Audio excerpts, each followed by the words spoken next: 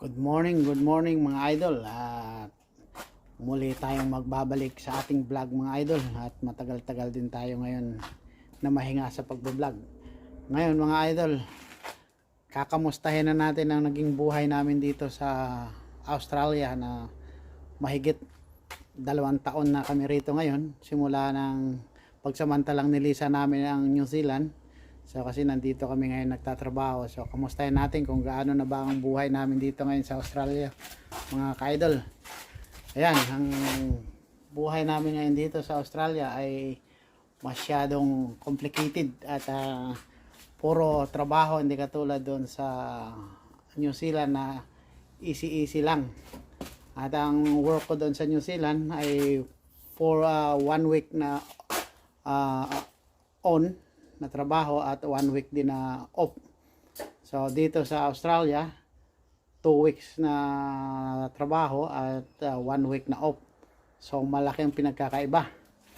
Ayan mga idol, hindi gaano kagandahan ang pamumuhay rito sa Australia kasi kung sa New Zealand mayroon kaming bahay, dito sa Australia nangungupahan lang kami. At nakikita nyo mga idol, yung aming inuupahan ay bali 2 bedroom lang to, at masyadong mahal. Umaabot siya ng 520 a week. Ganong ka mahal ang upahan dito mga idol. Hindi katulad sa Christchurch na ang living cost sa Christchurch ay sa New Zealand ay mababa. Hindi katulad dito. Yan mga idol ang aming bahay na inuupahan dito. So, ganoon ang pamumuhay namin mga idol dito sa Australia. Ang dito lang talaga ay kailangan mong trabaho. Halos sa kumbaga isulit mo yung mga araw na nandito ka. Kasi dito trabaho lang yung. So narito lang kami para maghanap buhay. Kaya hindi kami nagbalak ng bumili ng bahay rito kasi masyadong ang pamumuhay rito. At nandoon yung family namin sa New Zealand, nandoon yung mga anak ko. Kaya doon kami nakabase ngayon. Ayan, mapapakita ko sa inyo mga idol ang mga kapitbahay namin dito sa Australia. Kasi yung napuntahan namin, dito kami sa Western Australia, malapit kami sa Darwin. Yung Darwin, ang kasunod nun, Indonesia na. Kaya ang Pilipinas, ang time dito, tsaka Pilipinas isa. Mga idol, mga kapitbahay namin dito sa Australia. Ayan, kahit magkapitbahay kayo, hindi kayo magpapangilala. Kasi may mga bakod, ayan. Tsaka di-off lang ang pahinga nyo rito. Dito lang ka sa bahay. Ayan, ayan, misis ko, nagdidilig-dilig ng halaman. Yan lang yung niya rito. Pag di-off niya, nasa bahay lang siya. Ayan, kaya dito mga idol, kailangan dito, tiyagaan lang. Ito yung bahay namin. Ayan, na inupahan namin. Ayan, puro yan. Ilan duplex yan? 1, 2, 3, 4. 4. Pang-apat kami na unit. Dito kami sa dulo. Kagandahan dito sa dulo kasi siya, yung parking ng car maluwag. Hindi katulad doon sa tabi lang sila nagpa-parking. Ayan mga idol. Ayan, ang halaman ni Mrs. Makikita nyo mga idol dito, yung mga lupa ay kulay pula. Ayan, pero nabubuhay yung mga sili rito kasi tropical country itong napunta namin. Nandito kami sa Western Australia, so mainit na lugar to dito. Mapapansin nyo yung kabila dyan, yan, yung disyerto. Kumbaga nasa gitna kami ng disyerto mga idol. Ayan, dati ang bakaan natin ka-fishing, ngayon mga idol na kasi wala na tayo ngayon sa fishing. Malayo kami sa dagat. Ang dagat dito umaabot ng kulang-kulang 400 kilometers. Kaya wala na akong time naman dagat. Yan. Kaya bumibili na lang kami ng mga isda, minsan frozen diyan sa supermarket. Kaya hindi katulad nung nasa New Zealand kami, makikita niyo mga content ko doon puro fishing, tsaka ang gaganda ng mga isda ron. Ayan mga idol, ito lang yung life namin dito sa Australia. Kaya ang mga iba, may papayo ko lang sa inyo kung nagbabala kayong pumunta rito sa Australia, Kung galing kayo ng New Zealand, pupunta kayo dito ng Australia, work lang talaga rito mga idol, kasi mas little bit up yung salary dito kaysa dun sa Australia, sa New Zealand. At saka rito ang daming trabaho, ikaw lang magsasawa sa trabaho, gusto mo magdalawa, tatlo yung job mo. Pero sa katulad ko na nasa mining nag-work, hindi na kailangan ng maraming trabaho kasi yung oras namin mahaba. Bali 12.5 adi ang trabaho namin. So ngayon, binibigyan kami ng ang roster ko is 2 weeks on, 1 week off. Ayan yung aming andito, kaya minsan nung mga nakaraang mga nakalipas na mga buwan, mayroon kami mga overtime, may mga extra time kami. So yung off ko pinapasukan ko pa. Pero sa ngayon nag-restructure kami dahil marami kaming pumasok na mga contractor. So mga contractor na hinired namin sa aming company. So nagbawas kami ng oras, kaya ayun, nakapagpahinga tayo mga idol. 7 days na pahinga tayo ngayon. Kaya eto, magbabalik YouTube tayo ngayon mga idol. At sana suportahan nyo muli ang aming channel na to. At tuloy-tuloy po, papakita ko sa inyo kung anong ganda ng lugar ng Australia. So mga idol, papasyal ko kayo dito sa labas ng aming tinitirahan, sa lugar kung saan kami nakatira dito ngayon sa Western Australia. Oh, may aso, kapitbahay namin may aso.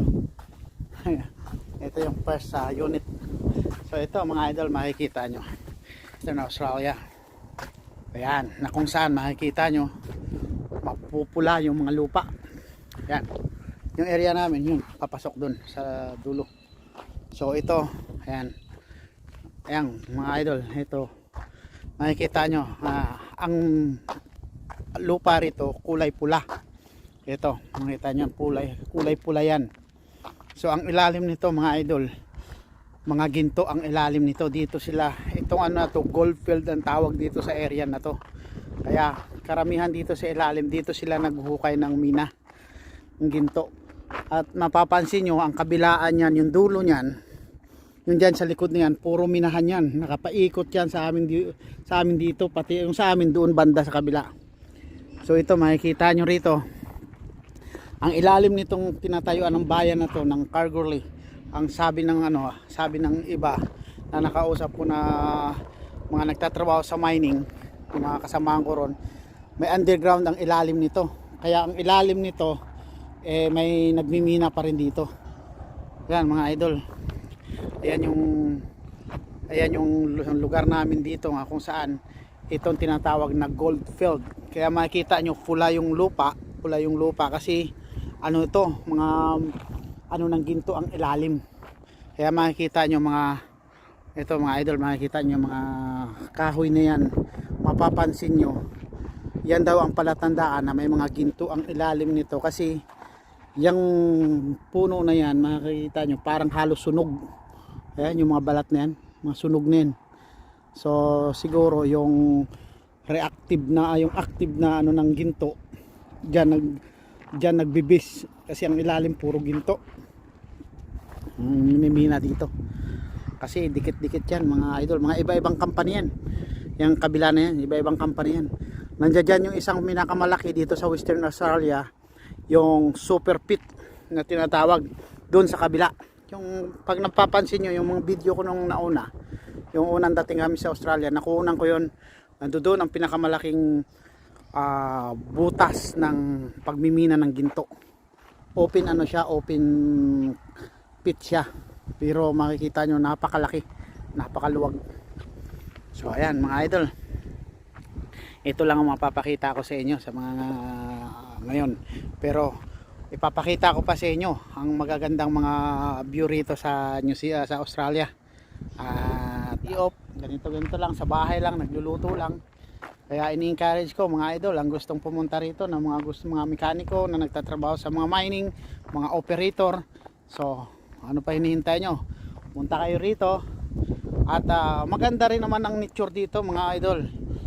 Minsan ito katulad nito, taglamig ngayon. Autumn. So papasok na yung taglamig ngayon dito. Malamig din siya. Pero pag tag-init, mainit din. dito nyo na maranasan pag tag-init. Talaga napakaraming langaw mga idol. Kaya kayo mga idol ko, kasi ako dati rin akong galing ng Arab country. Napunta ako rito, nag-apply ako galing doon. Ginamit ko lang mga idol, mga tip, ang pinasukan kong website work abroad.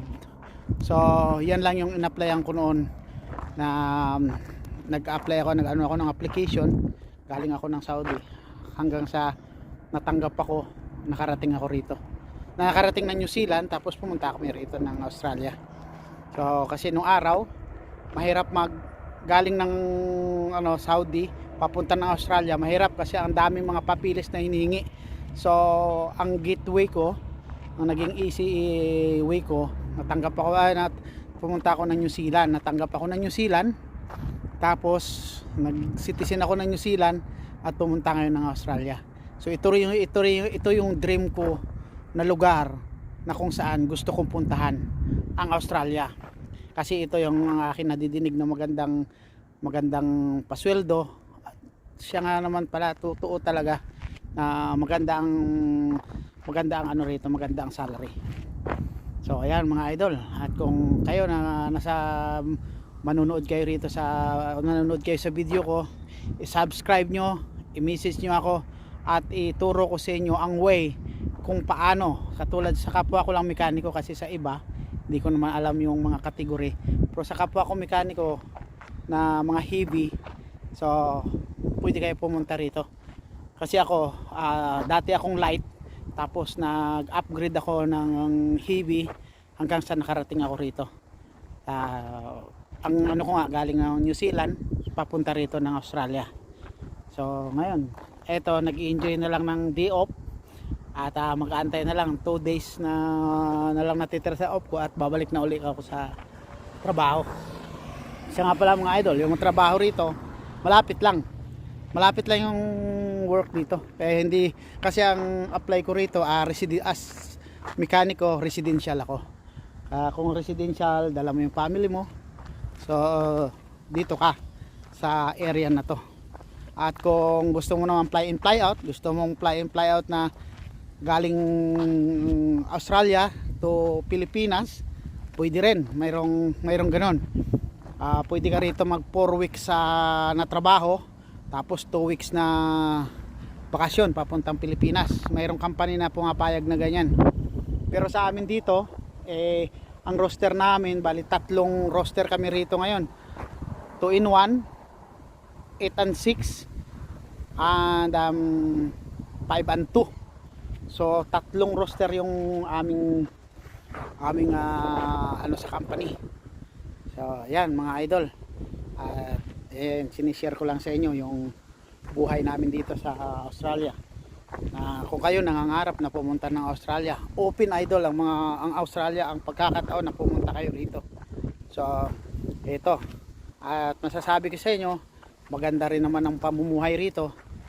So kaya nakaka-stay kami rito, at maganda ang climate, maganda ang panahon.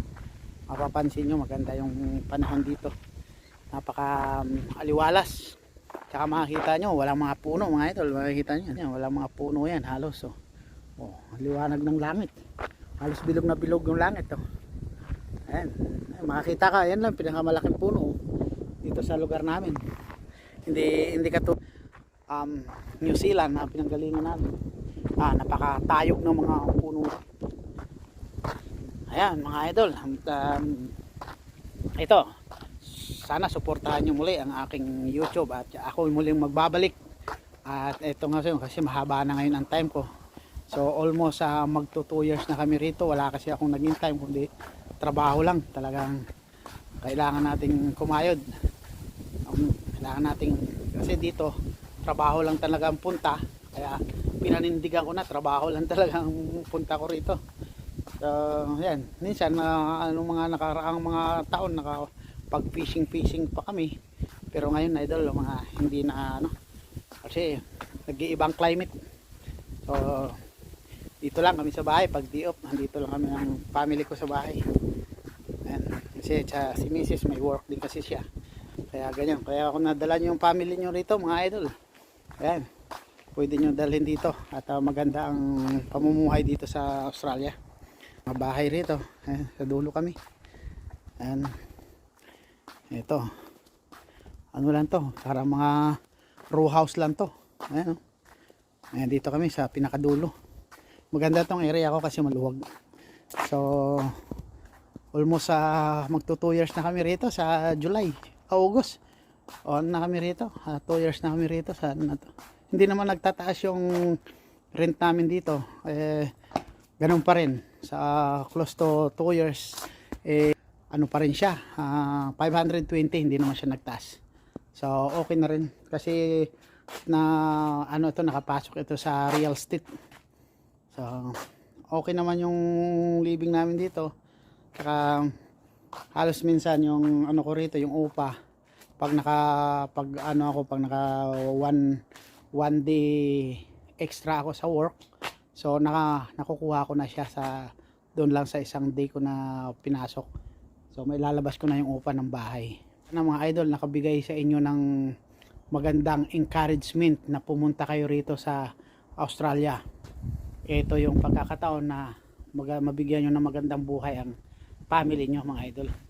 At yan, maraming salamat mga idol. At sana muli ninyong susuportahan itong aking channel na Balivia TV. At muli akong magbabalik sa inyo at ipapakita ko sa inyo ang nature, ang ganda ng Australia, kung saan ay lahat ng mga ang environment dito magandang pollution, hindi masyadong polluted at napakaluwag. Alam nyo naman ang idol, ang Australia ay isang continent. So ayan mga idol, maraming salamat muli at sana wag nyo kalimutan mag-subscribe, i-follow yung channel ko at pindutin nyo na rin yung bell notification para updated kayo sa aking mga video pa na darating. At maraming salamat mga idol. See you all. Bye bye.